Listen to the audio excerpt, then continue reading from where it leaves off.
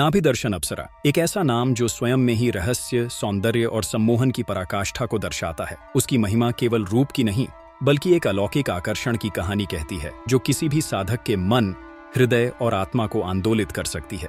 कहते हैं कि स्वर्ग की अप्सराएं भी उसके सौंदर्य के आगे फीकी पड़ जाती हैं। उसकी आभा इतनी दिव्य है कि जब वह मंद मंद मुस्कुराती है तो मानो समय ठहर जाता है।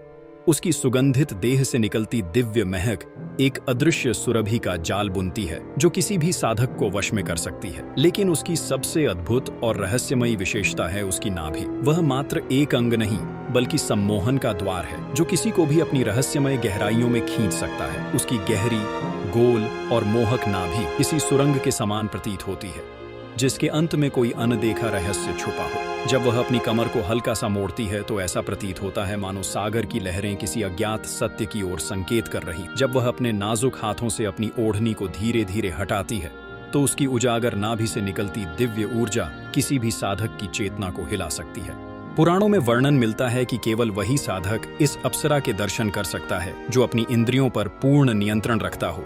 यह साधना मात्र सौंदर्य के दर्शन का नहीं बल्कि एक कठिन परीक्षा का मार्ग है। जैसे ही कोई साधक उसकी नाभि को देखता है, उसके भीतर की दबी इच्छाएं जाग उठती हैं। उसका हृदय तीव्र गति से धड़कने लगता है और मन एक अनोखे आकर्षण में उलझ जाता है। परंतु यदि वह अपने मन को वश में रखता है तो वह इस मोह जाल से मुक्त होकर अद्वितीय सिद्धि प्राप्त कर सकता है।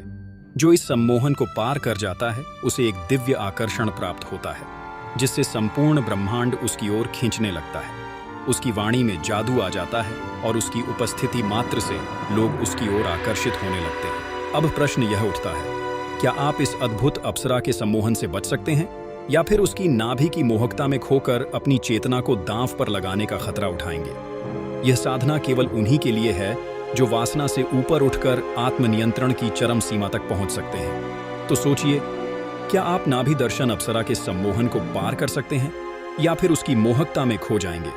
अपनी राय हमें कमेंट में जरूर बताइए और यदि यह कथा आपको पसंद आई हो तो इसे लाइक करें और अपने मित्रों के साथ साझा करें।